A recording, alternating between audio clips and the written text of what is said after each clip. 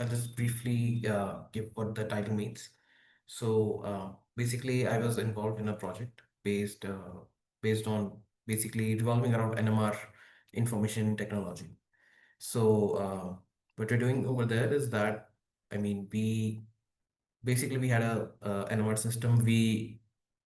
It was primarily being used for like biochemical or molecular analysis and all.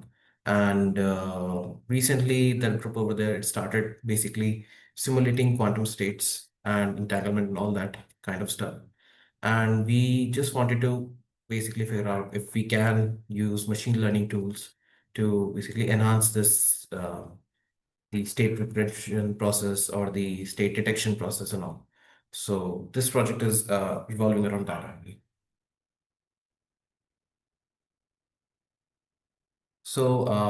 This is just the overview of the presentation.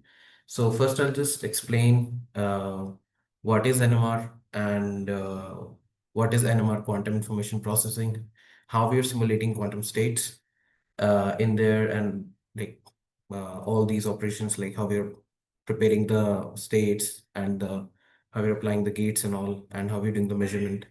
And the following on that, how we're using like machine learning based technology such as like feed forward neural networks to do the like the fundamental tasks in any kind of quantum computing system, which is like, for example, figuring out what the state is going to be, what the state is, and how much entanglement exists in that state.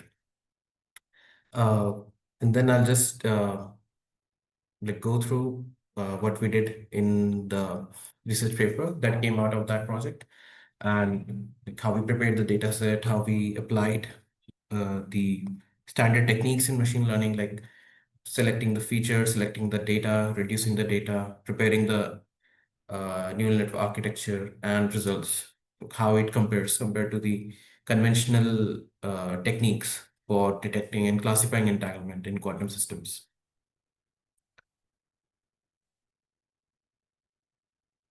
I guess you must all be familiar with the NMR, nuclear magnetic resonance. It is the uh, driving phenomenon behind like this very common technology called MRI, magnetic resonance imaging. And what you have in there is that we have like biological samples. They are filled with some kind of fluid which is isotopic in nature. It is reactive to the radio frequency, and we put it under the that system. We have like a huge magnet which is being controlled by this magnetic controller. And the right side, like I'm just explaining how the whole process works. So we have this radio frequency transmitter over here. We put the sample in this test tube, for example, and we apply these very strong magnetic fields, fluctuating magnetic fields over that sample. We somehow, in a way, we excite uh, the the contrast material present in that sample, and we after that we let it relax. We get the detection, and we, based on the signals that we detect, for example, we have a signal right here, we try to guess what's going on in the sample, like what compounds are present, what's the composition and all that. So primarily NMR has been very uh, oriented towards biological applications, mainly medical applications. But I can think we can say like for the past 2 decades, like NMR has been in also involved in quantum tech. Basically, it is a good testbed for simulating quantum states. I mean, not true quantum states, but we can simulate basic quantum behavior in that to just test out some basic algorithms. Uh, uh, like for example, people have demonstrated like Grover's algorithm on NMR systems, like on a very small scale. It's just a proof of concept. It's nothing application oriented, but it's a good way of verifying whatever that's going on in the quantum computing domain so far. So, like what we have in the lab. So this is just an example of the NMR machine looks like. So on the rightmost side, we have a machine. Uh, it's basically like a huge cylinder. And in between that, we have the sample that we want to analyze. We want to know about that sample, what's going on in there. And that sample that is being shielded by these two compounds. We have liquid nitrogen and we have liquid helium.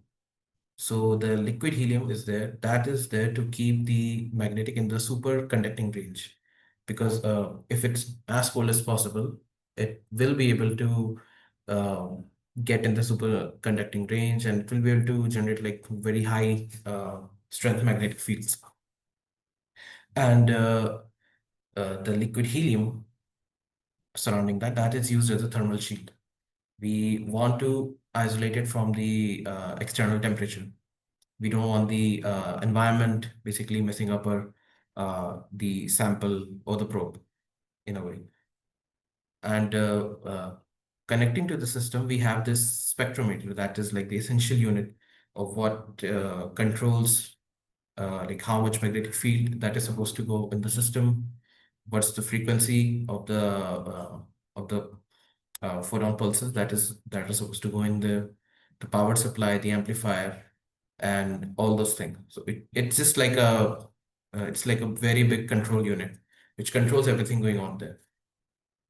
And we can just directly control it via computer. There are like very good softwares right now. For example, we use a software called Topspin that basically that allows you to just like control at the frequency level. You can control the strength of magnetic field and all that uh, with that software. Just directly. We don't even need to do anything manually. We can just do it with the software. So this is the entire setup of uh, of how this NMR system works. Uh, so, okay, so I'll just, so now going on to the basically the sample part, like how we are getting information about the sample that is going on. So we have a test tube. We put a sample over there. It's a liquid sample, and uh, we have this solvent and we have the main compound that is in there, and want to know the information of that. Uh, what's going on in the machine is that it's surrounded by these radio frequency coils. In between that is where the magnetic field that goes on. And when the magnetic field, when a very strong magnetic field, basically it's applied on this sample. So the part which is like sensitive to that RF part. For example, we have let's say isotopic samples in there. They will basically get aligned according to the magnetic field. So it can either align or misalign, and that will put the system in some potential energy. And once the system relaxes, it releases electromagnetic waves, and that is the signal that we are after.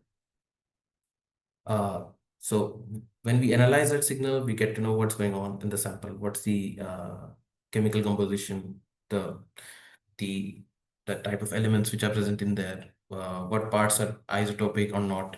We can get to know about that.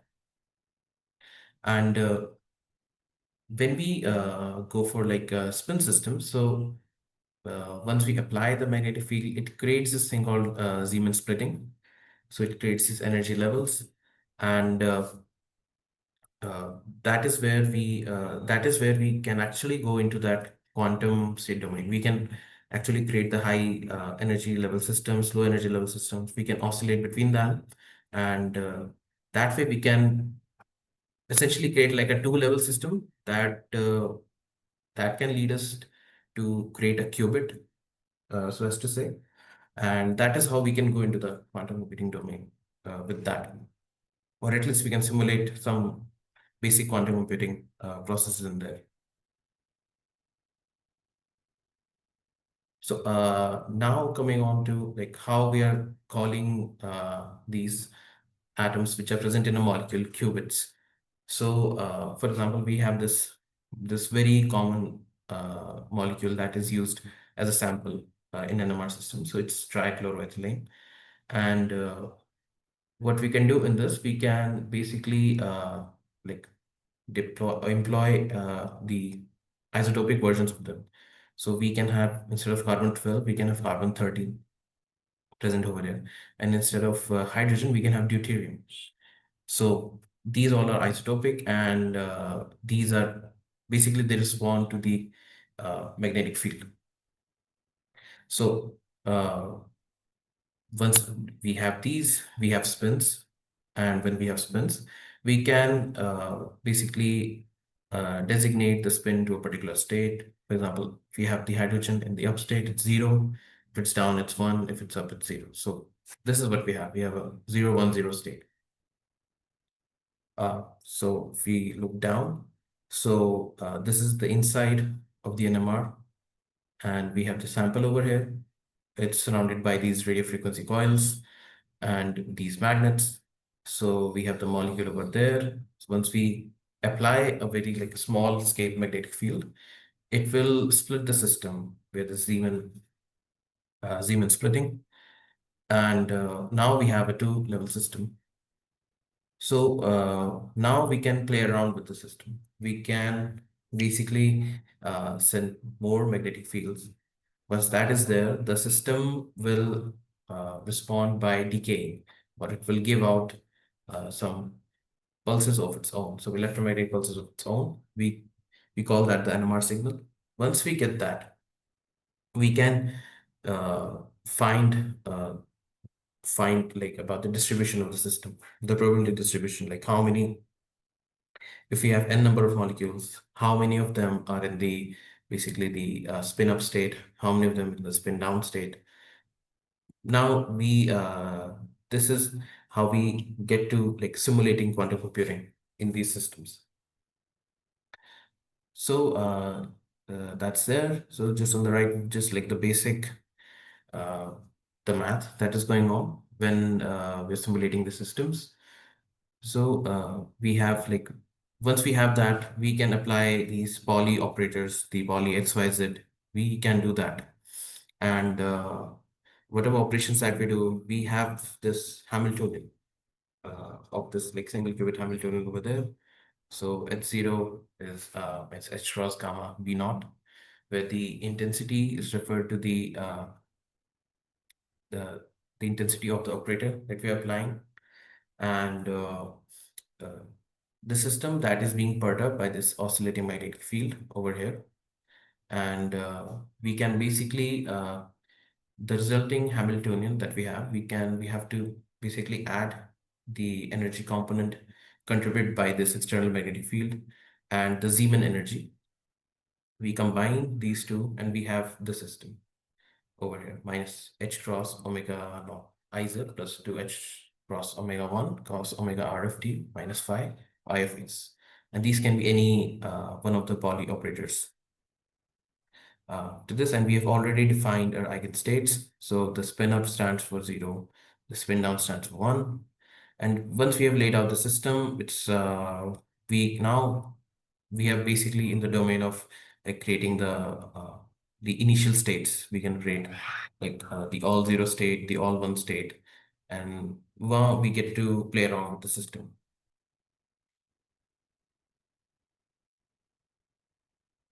So with NMR, it's a bit tricky because what we have is we have this, we actually have a liquid sample in here, and we have like lots of molecules like this. So it's essentially, it's already in a distribution.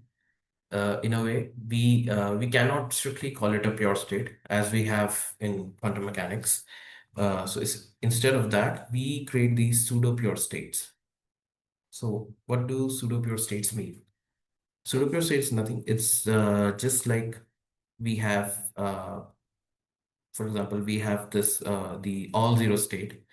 The some molecules in the system or some part of the system, like the majority part, will be in this state. Rest of it is since it's interacting with itself, it's also interacting with the other molecules. So it's already, you can say it's already kind of like a collapse state, and rest of that is just the environment. So whatever part that is not pure, that goes over there, but that is being essentially disturbed by noise. And this epsilon is, uh, it just refers to that kind of like the noise level of the system. And the rest of it is the pure state on which we can actually apply our operators and manipulate the state. So how we can prepare the pseudo pure state? There are actually mainly two methods. So one is the temporal averaging method, where what we do is that we ensure that whatever state that we have, it stays in that all zero state for most of the time of its existence. Basically, whatever state that we prepare in NMR, it's going to decay in some time. But if we can ensure that for the majority of its existence time, it remains at that all zero state, then that is like the temporal average method. It exists broadly in time. And another one is the spatial method. What happens is that we have n number of molecules. 90% of them are in the all zero state, 10% of them are in some kind of random state, or 80% of them are in the all zero state, pure state, and 20% of them are in the some random kind of state, which is because of the noise. So we in for our experiments, we prefer the spatial method because that actually leads to better signals uh, in experiments.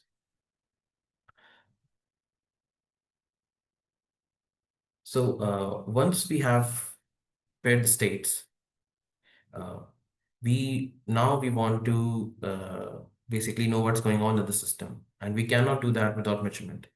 And like conventional quantum system, we cannot just like project it on a basis and all. That's not how it works in NMR. We have to basically analyze whatever the signal that we're getting. So there's a thing called free induction decay. So what happens is that, let's just say this is this radioactive spin and this radioactive atom, which we are considering our spin, that is there and it's sitting there in the molecule. We apply this radio frequency signal to manipulate the spin of uh, this qubit, and it wobbles a bit, and then it relaxes, it comes back to its equilibrium state, and once that is done, it releases this signal that like decays, exponentially decays with time.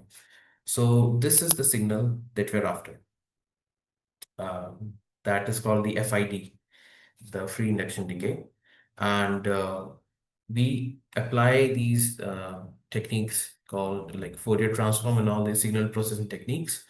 And we can essentially uh, like demarcate what kind of FIDs correspond to what kind of the prepared states.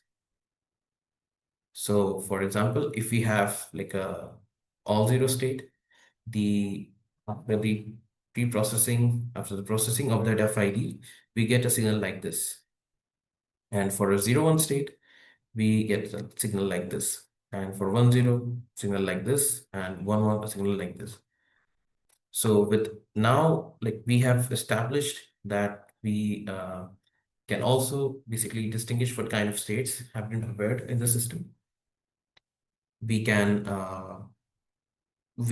basically prepare our own probability distribution from the system. So it is checking like it is cross-checking the required criteria for basically creating a quantum computing system and playing around with the system to so that it behaves in the way that it's required. All right. So uh, but this is also just not restricted to this getting the probabilities of what basis of each of the bases. We can also apply these different kind of measurement operators, and we can also figure out the density metrics of the system in a way that is also possible with this technology. So we have these very important processes. One is the quantum state tomography, Another one is the quantum process tomography. With quantum state tomography, the goal is that whatever states that we prepared in the system, for example, we have prepared like a 0, 1, 0, 0, 1 state in a 5-qubit NMR system. We want to reconstruct its density matrix after we have applied some kind of unitary or some operators. So that is possible with NMR. So what we do is that we apply these combinations of the identity poly XYZ operators. Uh, so we apply all possible combinations of that. So we have 4 power n combinations for n qubit systems. And once we have that, we apply all these in combination, and we can extract each of the elements of the density matrix of that particular system.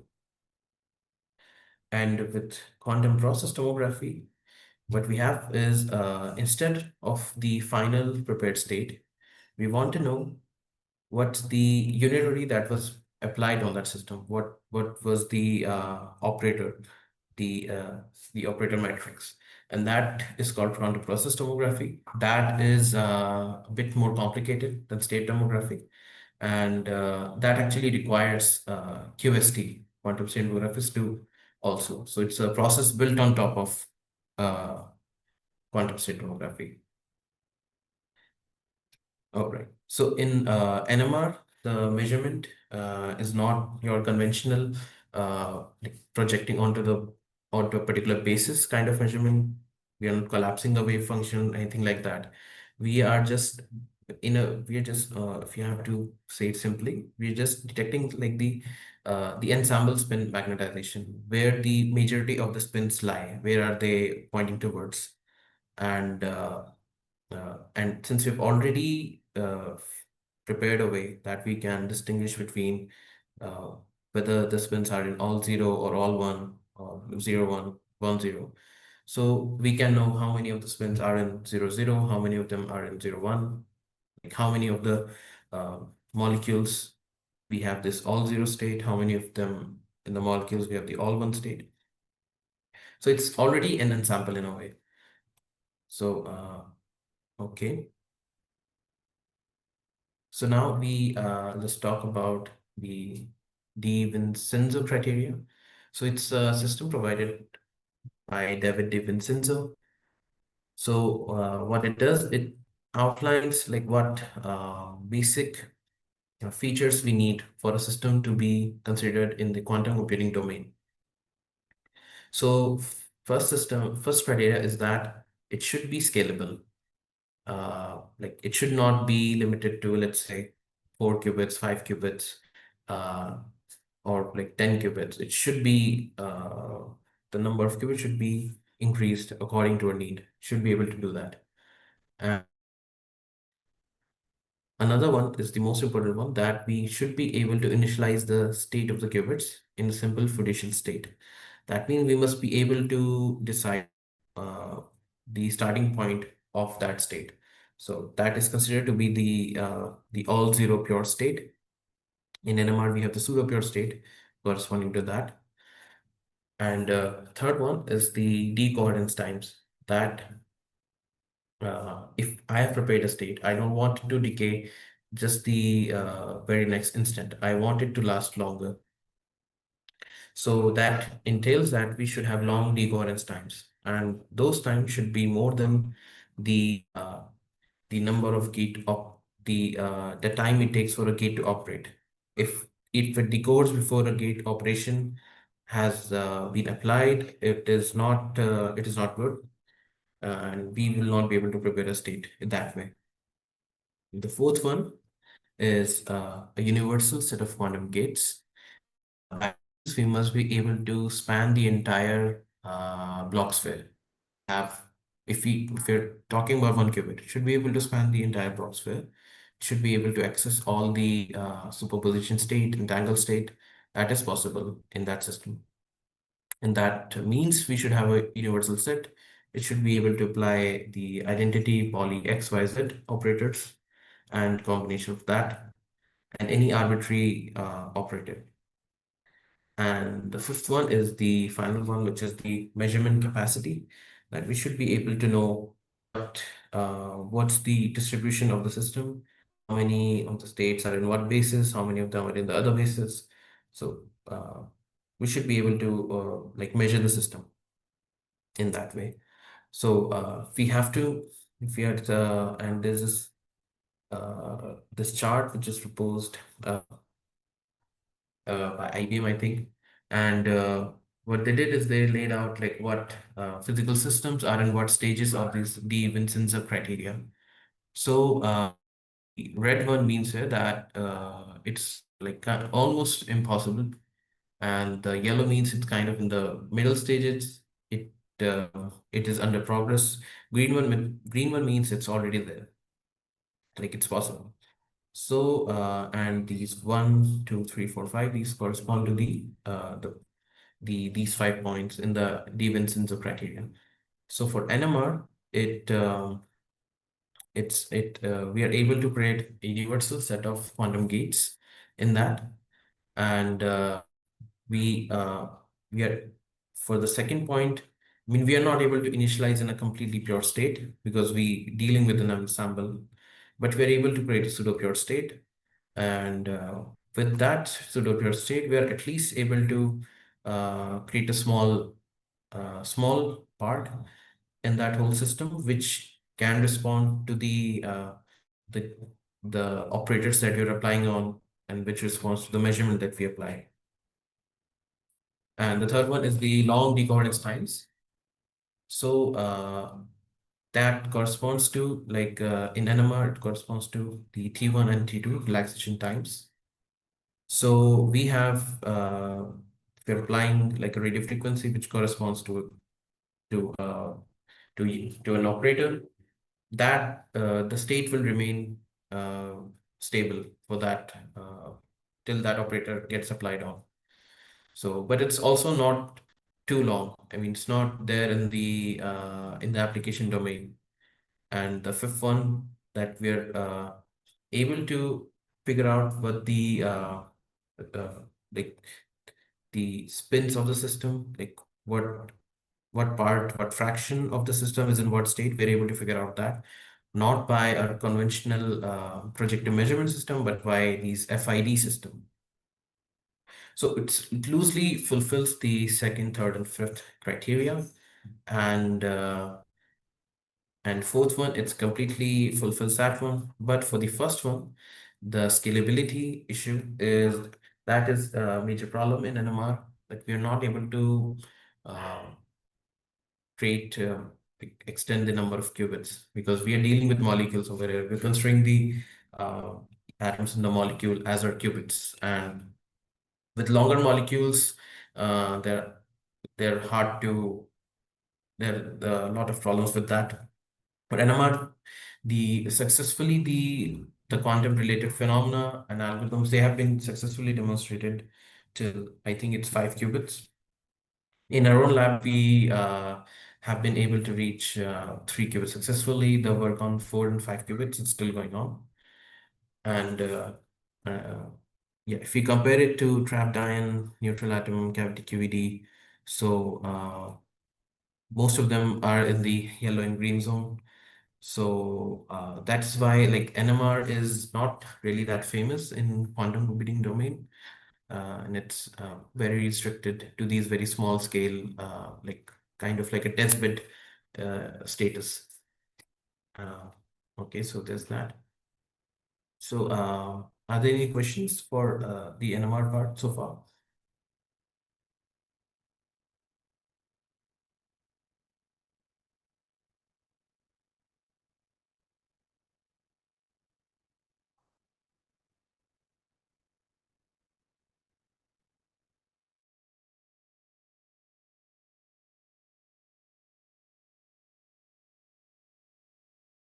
Okay, so I don't think there are any questions so far. So I'll just move on to this phase, which is right. So now they have laid out what NMR is there, how we can do NMR quantum computation. Now I'm going to narrow down on this really this problem of quantum state tomography. So I'll just describe it what it means for diving deep into the problem.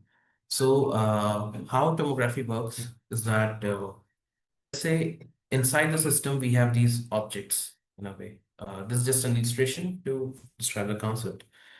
So let's say we have these different shapes and sized objects inside the system, but it's a black box to us. We cannot peek inside the system. We cannot put anything inside the system.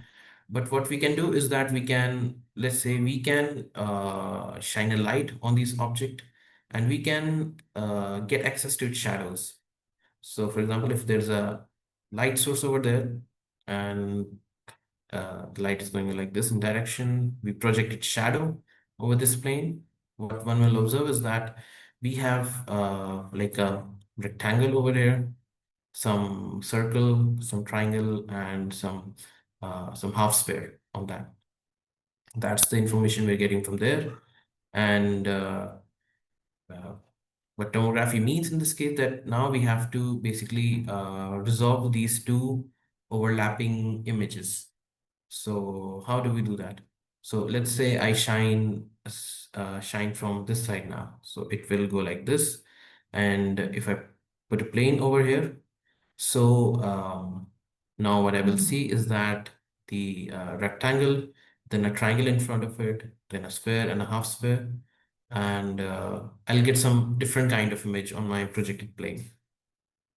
I do that from all these 6 directions. And if I do that, I will be at least able to resolve that, okay, we have these 4 objects and they are sitting like in this particular configuration. The pyramid, the cone is in the left of the cylinder and the sphere is on the right, and there's that. So similarly, if we're going into the quantum domain, what we can do is we can split the real part of the state and the imaginary part of the state. So if we apply, let's say we have a Bell state and we want to know like what is the how much part of it is in real, how much part is imaginary, but I don't know beforehand that it's a Bell state.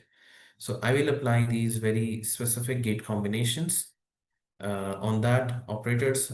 I will do the measurement, and what I will notice is that on the real part, we have most of the states is in the corners, and the imaginary part is almost zero. So looking at this, I can confidently say that it is a Bell state. It's a factless state. So this is what essentially quantum state tomography does, and we can figure out basically we can apply. There's also a thing called partial quantum state tomography, where I don't want to apply all possible combinations. I just want to apply a few of them to know not everything about the state, but let's say I want to only know about like a reduced state. I want to know only about the first qubit out of the 3 qubits. So that is called reduced quantum state tomography. Right. So now quantum state tomography has been present that has been like considered a standard when dealing with NMR systems.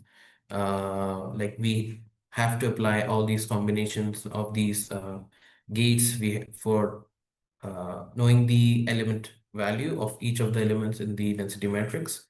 But the problem with that is that the number of operations that we have to do, that grows exponentially with the number of qubits. So the bare minimum is 4 power n, and the for the we're dealing with the one of the qubits, so we at least have to apply these 3 operations, the poly x, y, z, and the total number of measurement shots that we have to do, that grows exponentially with qubit size also. And essentially, the number of qubits increases in the system, the number of operators that will grow exponentially. So that is a problem.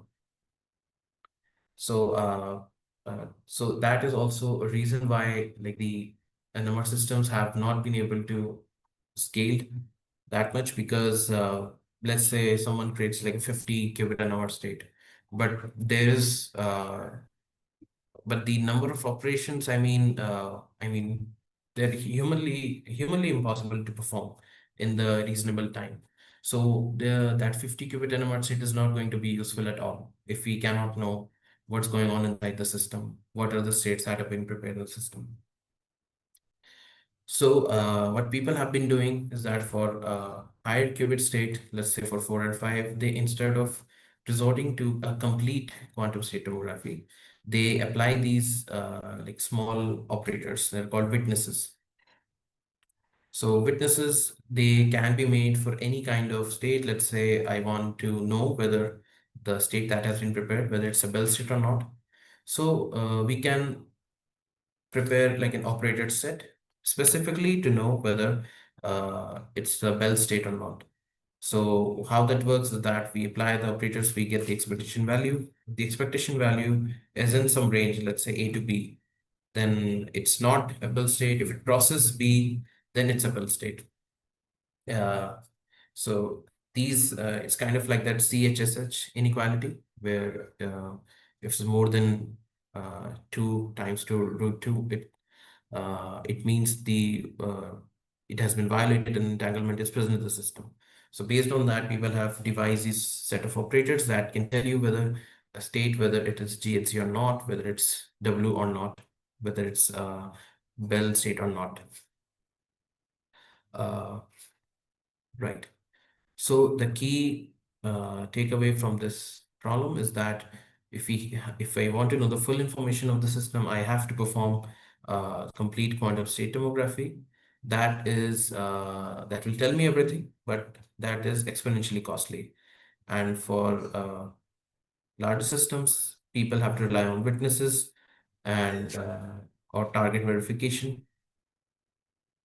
Okay, so now now we have established that there's this exponential cost with quantum state tomography. Now, how do we deal with that? So people have been exploring neural networks in machine learning to basically, if we can prepare a neural network architecture or neural network scheme that can take that requires less number of operators, and it can tell us whether that state belongs to a particular class or not.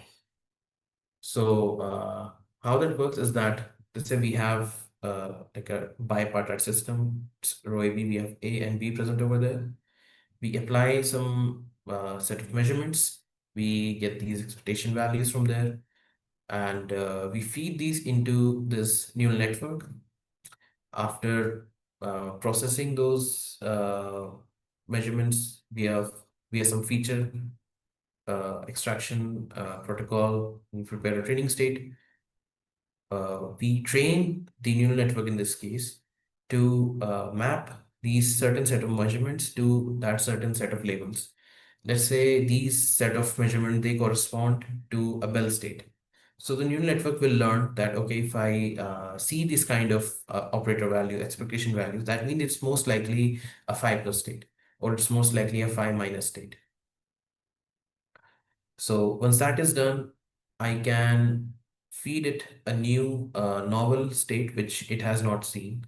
Uh, I can feed its operator expectations, and it will tell me with like a very reasonable probability that whether it belongs to that particular class that I'm interested or not. So just to give like a brief explanation of how a neural network works.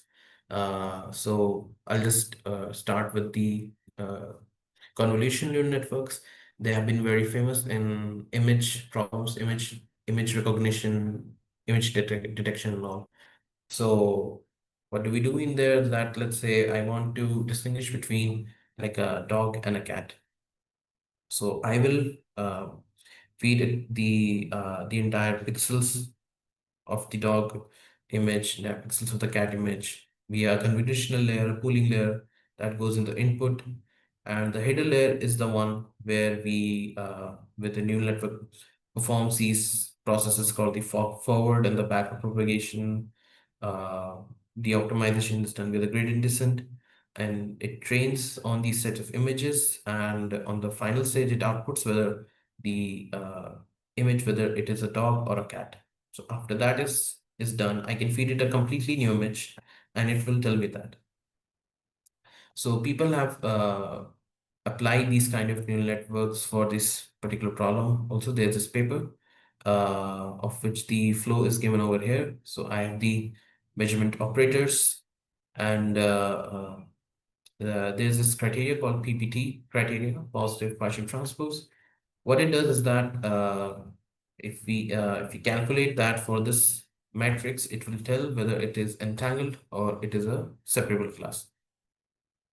And this they used to prepare these training set, and they fed that the set of measurement operators and that those labels to this neural network.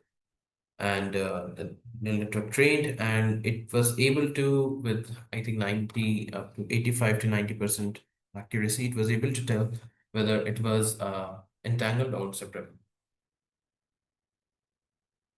Okay. So now coming on to the work that I did. So I did not work with convolutional neural networks, but instead I worked with the like simple feed-forward neural networks. And what we did is that we prepared three-qubit NMR states, uh, and we prepared different entanglement classes in there. And we prepared this training data set just like the one mentioned in this illustration. We trained that very simple neural network for that, and and then we tested it for like a few states, and we calculated all the metrics. And the goal of this paper was that we just wanted to know that uh, like how simple a neural network has to be able to learn how to distinguish a problem like that. Because people, if one does a literature survey, people have been using very complicated neural network structures, like, for example, uh, convolutional network, transformers, and all these kind of very heavy uh, uh, machine learning systems for this problem. But we wanted to know whether if a very simple neural network would be able to perform that well when it's given this very like like a bit noisy data set from direct experiments. So this is just the summary of what we did. Now I'll just describe the kind of entanglement problem that we were dealing with. So for a three-qubit system, we can have multiple entanglement classes. If I go back to my two-qubit system, what we have in there is that whether it's the system, whether it's completely entangled, whether it's a Bell state, or it's a separable state. It's very simple in there.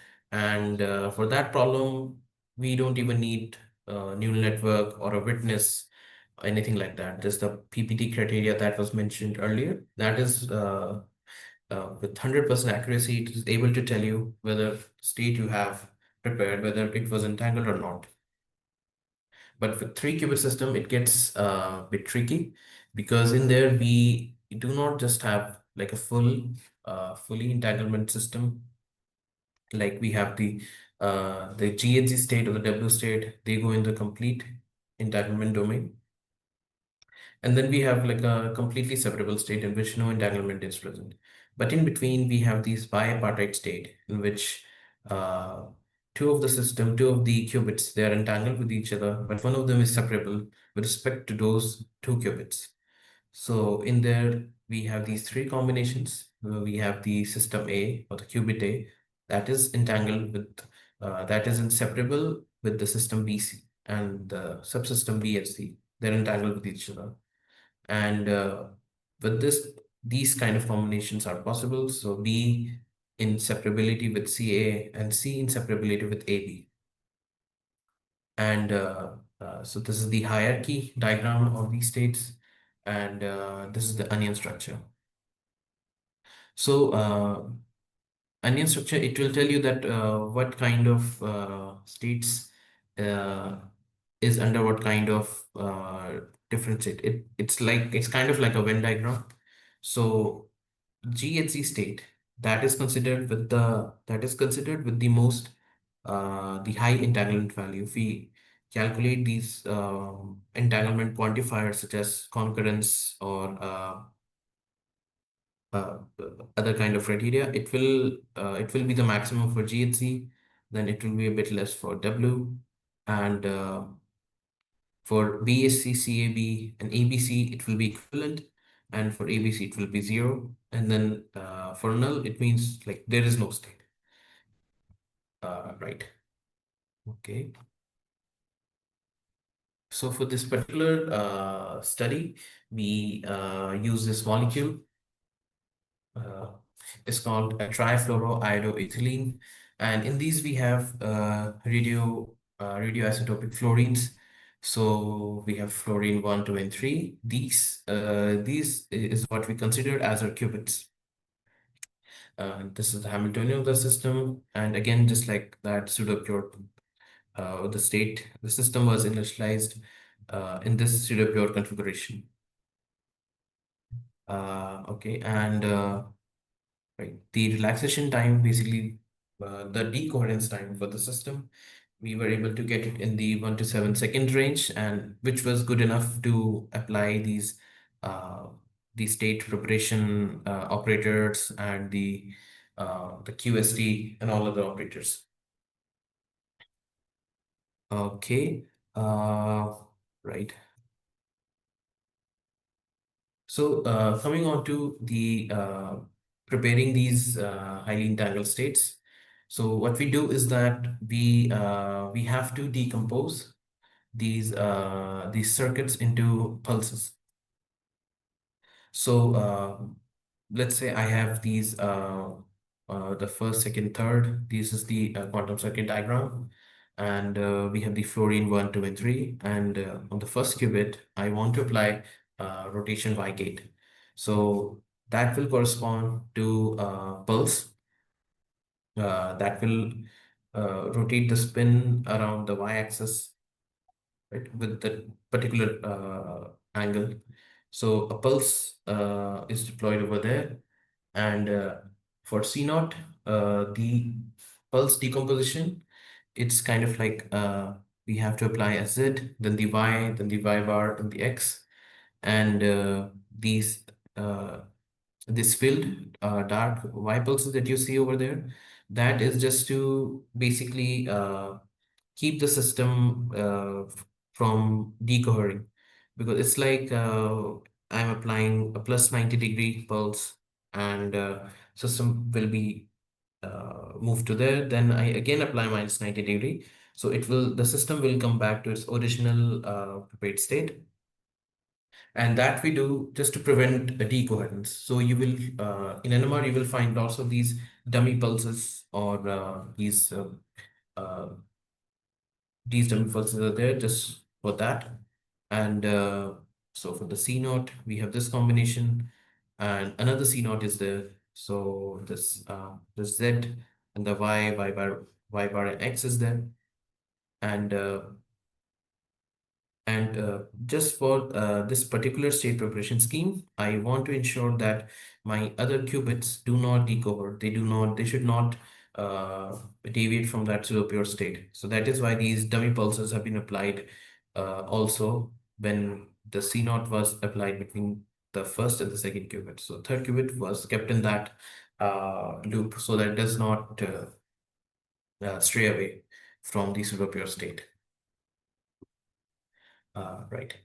So here we have the Hamiltonian of the system and the couplings of these, and right. So for this particular study, we created 30 qubit states, and 5 of each of these 30 qubit states, they corresponded to a particular class. So 5 of these were prepared in to be separable states. 5 of these were prepared to be biseparable type 1, which is the system A in separability with BC, then 5 of these in BS2, 5 of these in BS3, and 5 of these in the W, and another 5 for these Gs. So essentially, we created like a balanced data set in machine learning terms. And now when we do any kind of training, validation, or testing for training neural networks, we also have to prepare like a validation set. So, but before that, I have to also explain what we used as a training set. So the key point for this is that the training set that is required, that should have as many as data points as possible. But experimentally, we are very limited. We cannot prepare like 1,000 or 1,000,000 NMR states in a go. If we do that, it will take months for that to prepare. So what we did is that we simulated uh, the the underlying unity operators corresponding to the each of these entanglement classes. So we have like a completely isolated data set, that is the simulated data set. And what we did is that we numerically prepared the pseudo-pure states. We applied the operators corresponding to prepare those entanglement classes, and we just stored them for and designated them as the training data. And the validation set, that is like from this set of 30 states, we picked 18 states. So three states from each class, they will go into the validation, and two of them, they will always remain unseen for the neural network, so that we can know like what's the exact performance of the neural network, whether it's actually able to distinguish unknown states that it has never seen before. Okay. And once we have these validation and test sets, we cannot just remain fixed over this one validation and test set combination. So if I have to basically, I have these 5 states that I have to pick any 3 from them, and I have 6 of these combinations. So if I to know all the possible combinations, I do this 5C3 power 6. So I get like a 1,000,000 unique validation and test combinations from these. So this is one thing that we did that is not performed in conventional machine learning. That we basically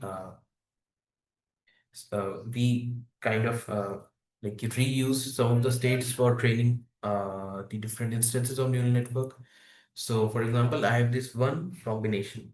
So the first 3 states of GHZ, they will go into the validation set, uh, and the last 4th and 5th state of GHZ, they will go into the test set. I can have another combination in which the first, third, and the fifth one, they go into the validation set, and the second and the fourth one, they go into the test set. So if I do this repeatedly, I get 1,000,000 combinations. So for this particular study, we use 100. We picked 100 random validation and test combinations for training the neural network, because processing 1 billion of these it will take a lot of time. So that's why we did that. Okay. And for the prepared all these states, we the uh, the prepared fidelity was between 0.87 to 0.98. The fidelity here, it just means like how pure is that state. If I have prepared a GHZ state, how close it is to the actual GHZ state.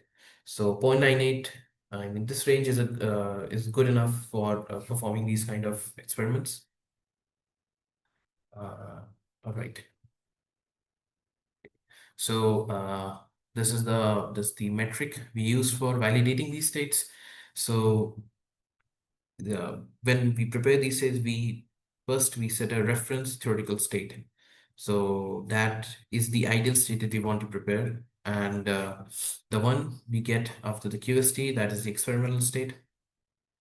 And we calculate this metric for these two. And if it's one, it means the state is completely identical. If it's zero, it means they're not identical at all. Uh, and this range 0.87, 0.98 is that we got. All right. So, okay. And for the training set, which consists of the simulated states, or the numerically prepared states. So what we did is that we use this canonical state transformation. So if we have if I have to write a state of these 3 qubits, so it should consist of ideally of 8 bases. So from all 0 to all 1 and the intermediate states. But there's this theorem, so ASIN proposed that theorem. What it means is that uh, for the entanglement consideration, if I have to, if the states only lie between these 6 entanglement classes, so you do not need to write the state in the all bases. You can just use 5 bases for that. So what it means is that if I only use the all 0, 1, 0, 0, 1, 0, 1, double 1, 0, and all 1 to describe my state, that is enough for so he was basically provide like a reduction scheme so that we do not need to use all the bases to describe a state. So what it means in terms of entanglement classes is that if the lambda values lie within a certain threshold, within a certain range, they will correspond to different entanglement classes. So for example, if I have the complete separable state, that is the A separable B separable C, that is over here and that is over here also. So I need the lambda 0 to be 0, lambda 4 to be non-zero, and the product of lambda 2, lambda 3 should be equal to lambda 1 times lambda 4 times e power I5. And for these biseparable type 1, this criteria should be fulfilled for lambda 0 and 4, and this criteria should be fulfilled for lambda 2, 3, and lambda 1, 4. They need not be equal. And for GHZ, there's this only criteria that the product of lambda 0 and 4, it should not be, it should never be 0. If it's non-zero, that means you have a GHZ state, mainly. All right, so this is the numerical recipe that we used for preparing our training set. So we prepared thousands of these numerically generated states via this the canonical state transformation, and we consider that for our training the neural network. And for validation testing, we kept the experimentally prepared states. So this is another jump, another deviation from classical machine learning is that we have, if I have, if we go, if we see some other application for ML, the data on which I train the set, it should be identical to the test set. Like, but in this case, the training set is completely simulated. It's completely numerically generated, but the validation tests, those are coming from the real experiments. So, uh, first of all, we were testing whether we can have a very small, simple neural network which can perform the task. And another criteria that we added is that whether without in the uh, in the domain that we do not have access to thousands of experiment prepared states, whether it can still perform the task. And the third one is important one, that whether it would be able to replace quantum state tomography, whether without uh, applying the complete quantum state tomography set, only measuring a few of the density matrix components of that state, can this neural network tell us whether the state is in one of these SLOCC or entanglement classes? All right. So apart from providing us the means to distinguish these states. Uh, this canonical transformation, it also tells us how to uh, do feature selection uh, when we train the neural network. So in if we whenever we do train a neural network, it is important that we try to reduce the number of features or the number of inputs that are going into the neural network, because having huge inputs means having huge hidden layers, and that means the neural network will be very heavy to run. It will take longer times. It will be very prone to overfitting, which means that it will do rote learning instead of training. It will not be able to generalize well onto unknown or new data sets. So the name of that, uh, the process for reducing the number of features, it's either feature reduction, or feature selection. So feature selection means that we smartly pick the inputs that go into the network, that those inputs should be the most important for that particular problem set.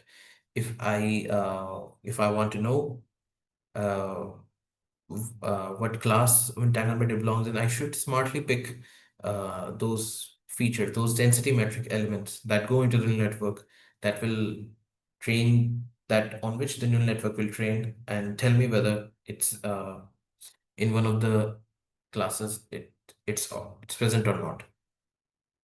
So if I consider a full density matrix for 3-qubit state, so we have 64 elements in that density matrix, right? So 64 complex elements. So we can uh, distinguish them into 64 real elements and 64 imaginary elements. That means we have total of 128 elements that can go into the system.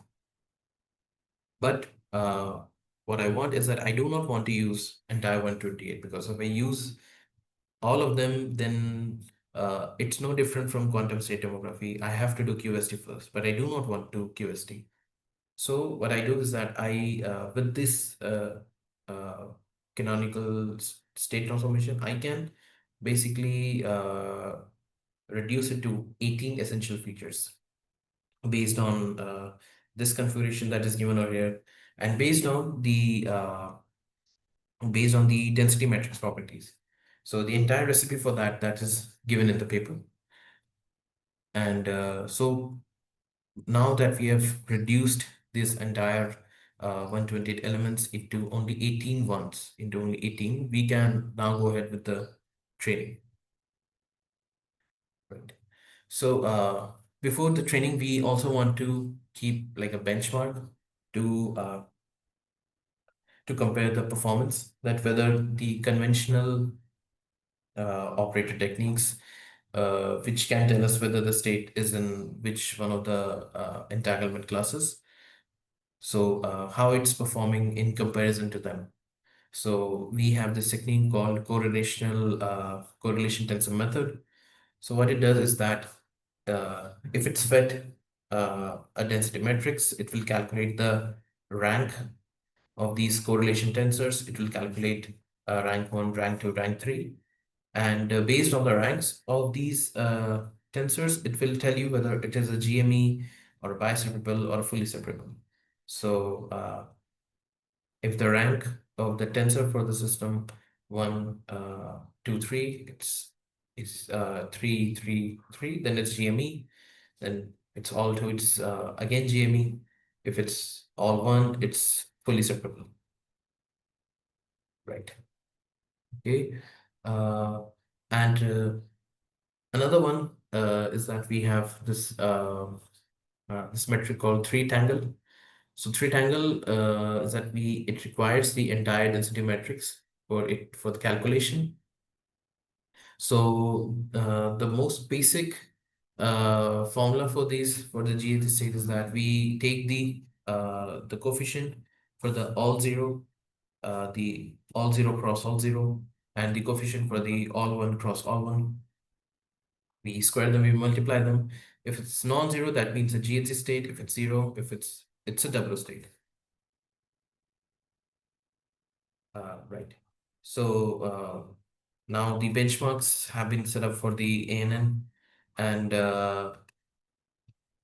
after that, what we are left with is that we are left with these 18 features. So the 18 features that we got out of that canonical transformation was the f- the row fourth row and the seventh column, the imaginary component of the density matrix, the this one, and the 0, 0 element of the density matrix, the real component of that. These are all the features we're left with. So now I also want to compress the neural network further. I want to compress the input state further. And now I will apply a very traditional technique called ANOVA. So ANOVA, what it does is that whatever input features that you give it, it will assign a score to each of those features. And the features here are our density matrix elements, either the real or the imaginary component. So it will assign a score to that. And based on those scores, you can smartly select these features which will go into the training of the neural network. So for this one, so the real component of 0, 5, 0, 6, 0, 7, 4, 4, they have the highest scores for both the GME problem and the SLOCC problem. The GME problem here is just a simple problem, whether it's generally entangled or not. It's a binary problem, and for the SLOCC, it's a six-class problem that the neural network will tell us whether it's an if it's completely separable, if it's biseparable type 1, 2, 3, or if it's a W or a GHC. So we have two classes in GME and we have six classes in SLCC. So we train the neural network to perform that GME classification also and this SLCC classification also. And for both of these problems, we find that these elements are common and they have the highest scores. So okay. So now what we can do, we can like rearrange them in whatever order you like, whether we in the decreasing score order, the increasing one, and we can now smartly select which features will go or not into the neural network. So what we did in our case is that we selected the ones with the highest one. We trained multiple instances on network. So what we did is that first we considered the problem that what would happen if we give all the 18 features to the network. So all 18 of them will go into the network, right? And after that, if we give it 17, 17 would mean that we remove the one with the lowest score. And 16 would mean we remove the ones with the lowest two scores, and so on and so forth. So let's say I reach the point where I ask the question, uh, if I give the scores, four scores with the four features with the highest scores, what will happen to the network? So that is the question that we were asking at this stage. Right. So, so this is the entire recipe for the neural network. So it's a very simple feed-forward neural network that anyone can make. It does not require any complex or convoluted layers. It's as simple as it can be. So for both of these problems, the GME problem, the neural network is supposed to tell whether it's a true GME or a true non-GME, whether it's fully entangled or fully separable, or whether it's a false non-GME or a false GME, right? And we have the hidden input layer, and so the input layer is capable of taking all these features, so from 1 up till 18, right? And for the SLOCC one, the space for the neural network, it grows much more. So it is capable of telling whether it's the state that has been input, the features that have been input, whether they correspond to a true GLC state, a true W state, a true biseparable type 1, 2, 3 state, or a fully separable state. And it is also capable of taking the input features from 18 up till 1. And now we have the hidden layer for both of these. The hidden layer is where the crux of the problem lies, that whether we are able to train this hidden layer, optimize this hidden layer so that it performs well on this task. And for the GME, we have the output layer 1, because it's supposed to be a binary problem.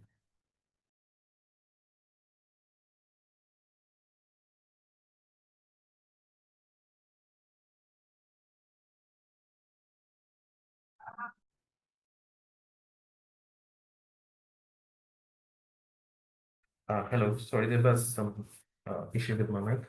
Yeah. So with the GME one, we just have the output layer 1.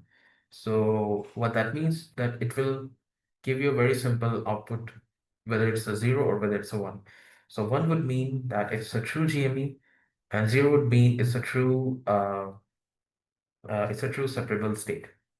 And with the output layer 6 for this complete SLOCC classification, it means it will give output in this form, that, for example, it will give you 1, 0, 0, 0, 0, 0. That means it's 1 for true separable for TSCP, and it's 0, 0, 0 for the rest of them.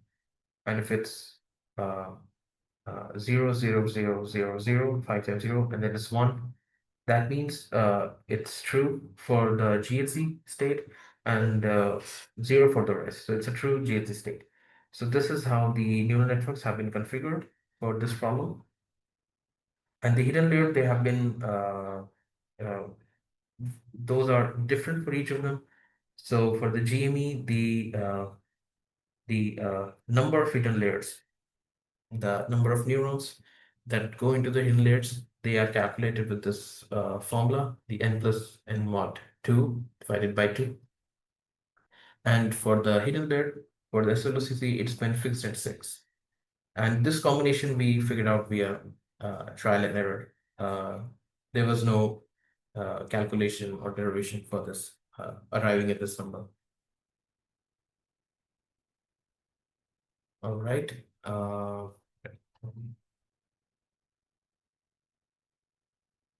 So before this, I will just go to the graphs. Right. So when we did this experiment and with the neural network, we fed all these features. So we got these trends. So on the x-axis, we have all the features from 18 to 1. And on the y-axis, we have the average accuracy and loss. So accuracy just refers to the events where it classified the state correctly. And loss just refers to a metric that we use for training the neural network. So ideally, what should happen is that if we train the neural network, the accuracy should go up as the training occurs, and the loss should go down. All right. So each of these instances, they refer to a separate training instance of the neural network. So the total features 18 means the neural network has been fed all the 18 features. It has been trained with the 100 validation and test set combinations. It has been trained till 100 iterations. And after all that is done, the accuracy for all those separate 100 training validation instances have been calculated and averaged. And those are what you're seeing in front of you. So this is the trend we observed, that once if we consider all the 18 states, the accuracy uh, it remains still like 0.8, some around 0.080. So, and it remains there till we reach 6. So this domain that you have over here, it consists of the features that had the lowest scores from the ANOVA. So till we had those features, it plateaued out. It was not increasing in terms of accuracy or decreasing in terms of loss. But once we got to the total features 6 stage, that means most of the features or most of the density metric elements that had the lowest ROMA scores, they have been filtered out. We got a dip in the accuracy. And this is the most optimal configuration for this neural network for this SLOCC problem. And if we reduce it further, which means now we are basically stress testing the neural network, we are also removing the ones with the highest scores. And obviously, if we remove the ones with that, the accuracy will go down. So the most favorable stage for this neural network or features is 6. So what we have is input layer 6, hidden layer 6, and we have the output layer also 6. So same number of neurons in all stages, and we will get the most optimal neural network for this problem. And the similar trend is for the loss values. The loss values, they remain like almost constant for when we considered all the 18 features, but once we got to 6, it showed a dip, and then it increased again once we reduced the features more than that. And similarly for the GME problem, we notice a similar trend that uh, that if we considered all the input features from 18 till 4, the accuracy was whether it was going down or it was plateauing. But once we got to 4 and 5, it rose sharply, and then it came back again with 16 and 18. So this was the discrepancy we noticed uh, when we considered both GME and SLOCC problem. So the most optimal configuration for the GME detection, whether uh, it's GME or not. So the features 4 and features 5 were giving the highest values. Out of them, feature 4, till feature 4, it was giving the highest. And if we reduce the features more than that, then the accuracy dips. And but once we get to the 16, 17, and 18 feature stage, the accuracy rises again.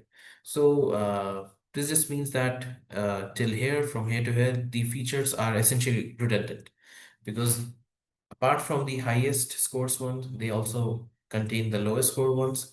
So the redundancy is what is leading to these low accuracy and high loss values. Right.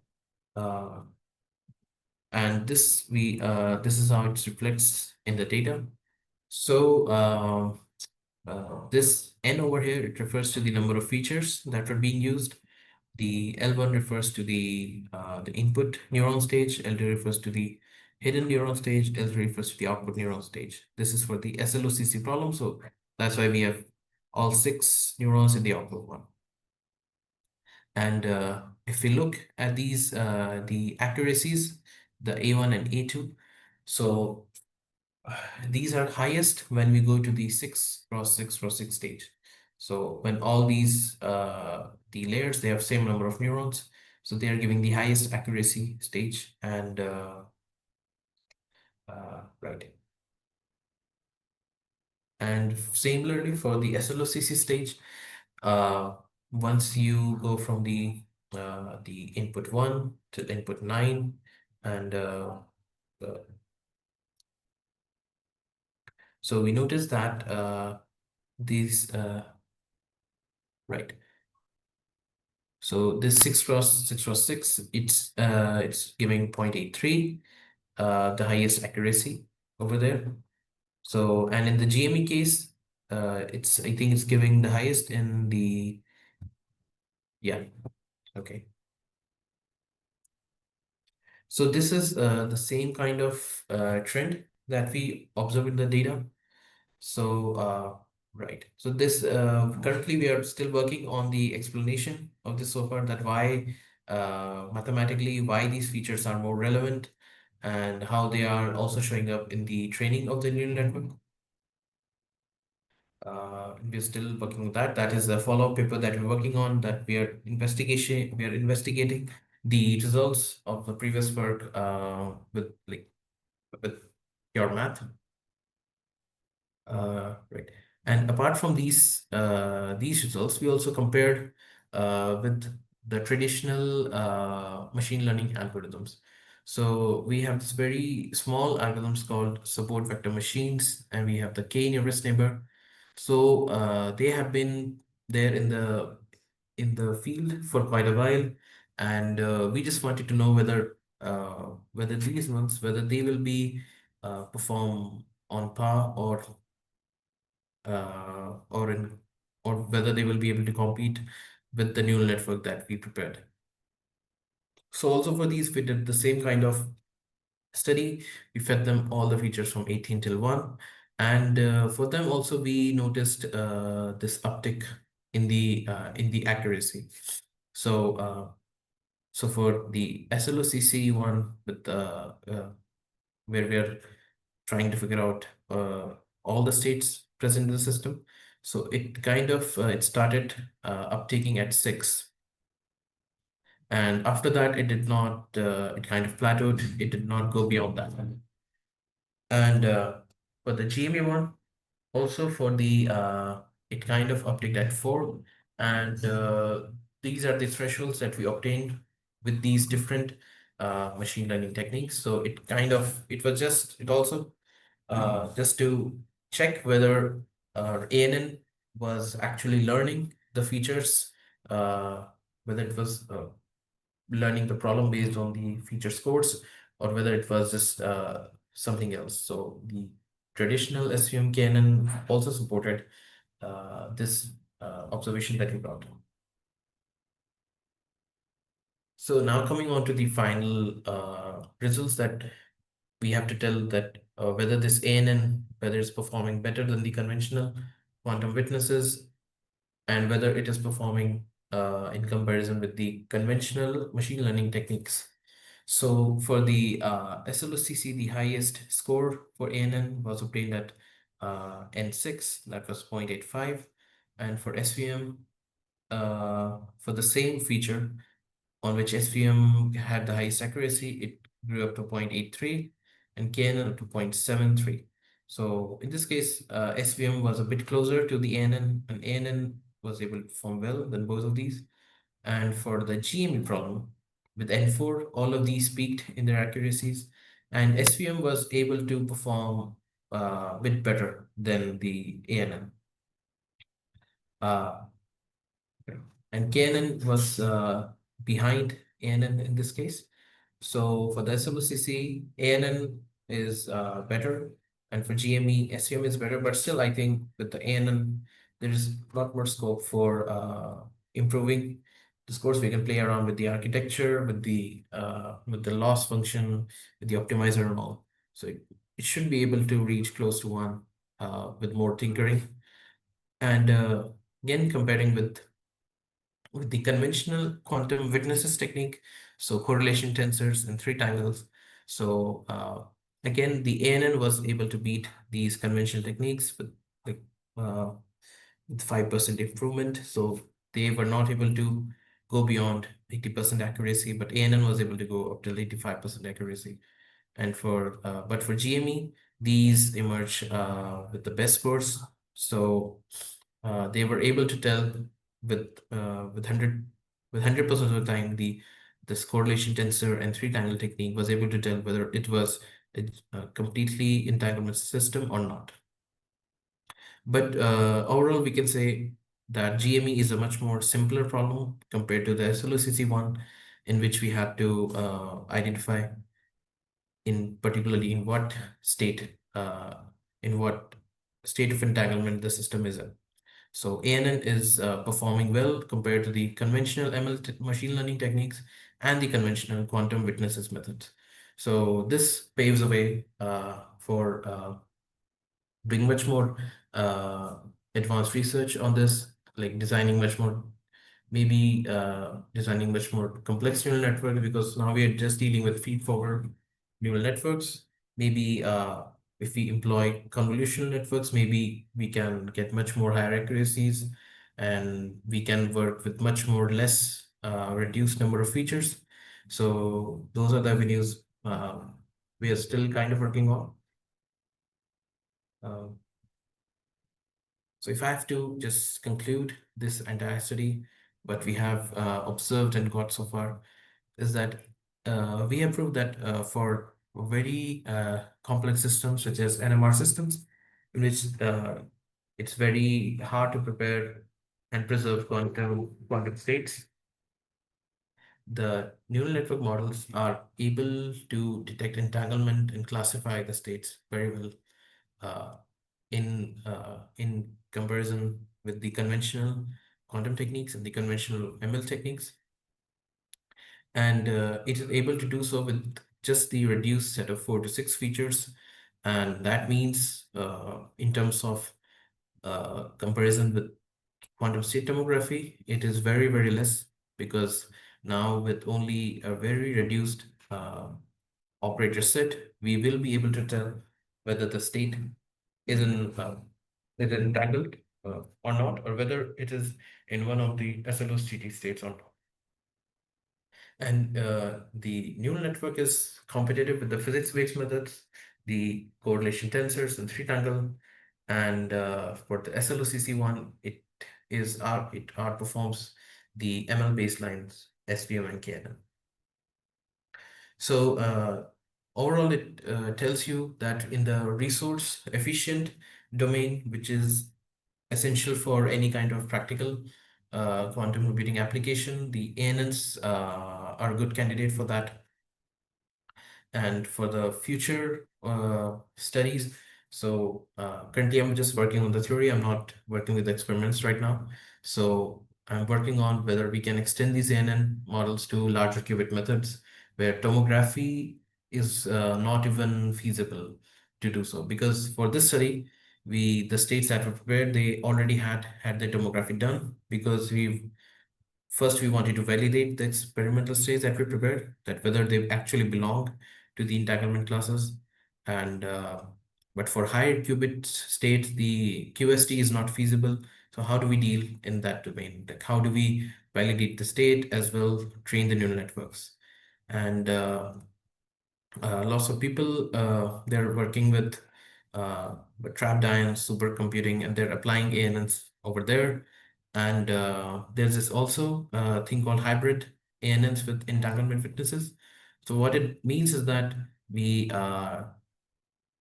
basically prepare an entanglement witness based on an ANN.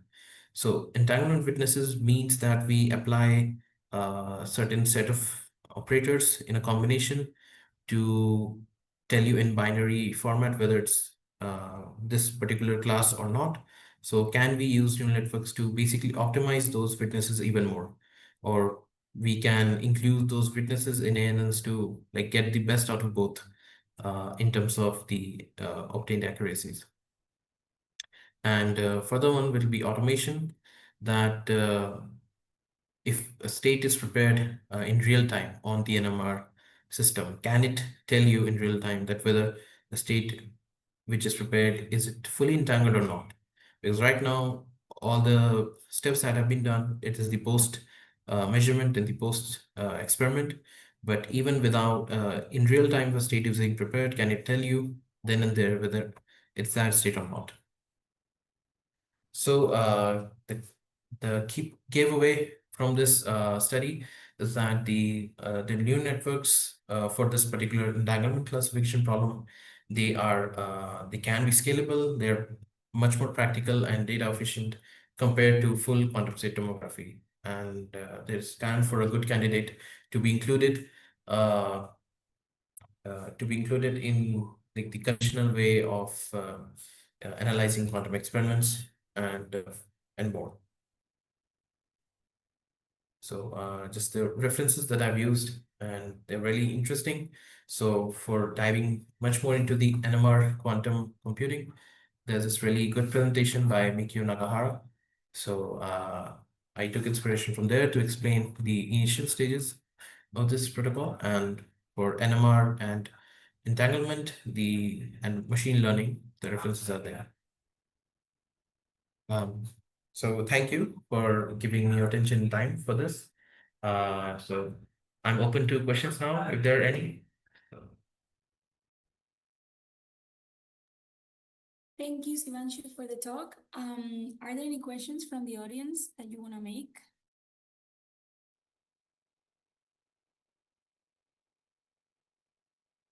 If not, I can start. Well, I can do a quick question before we finish.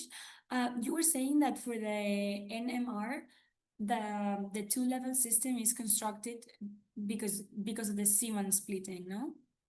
Because you plug in like an external field so that you construct the qubit through the Siemens splitting, right? Yeah. Sorry, your voice broke a little. Can you repeat? Can you hear me? Yeah, I can hear you now. Yeah. Okay, so I was saying that since you construct the two-level system, like the qubit, through the Siemens splitting, could it be possible to tune this splitting so that there's not a two-level system, but like a multi-level system, or even like go to the continuous variable regime? Would it be possible to do like continuous variable computation with this kind of NMR techniques? Um, yeah, that is a really interesting question. Actually, very few experiments have been done for creating these like multi-level Zeeman splitting in NMR. Some like very basic work has been going on, but so far they have not come into the conventional NMR experiments. But it must be possible to. I think there was one paper where they showed that they were able to create a three-level system, but the decoherence time for that was very, very low. So the state, even if they are able to prepare those states, they like decay in a very short time. So they're currently at those stages in NMR, I think. Oh, okay. Yeah, makes sense. Makes sense. Yeah. Okay, so for my side, this is everything. And I think it's also everything from the audience. So thank you very much again. Thanks for participating in our seminars. And bye. Bye. Thank you very much. Hope everything goes. Okay. Yeah. Thank you. Thank you, everyone.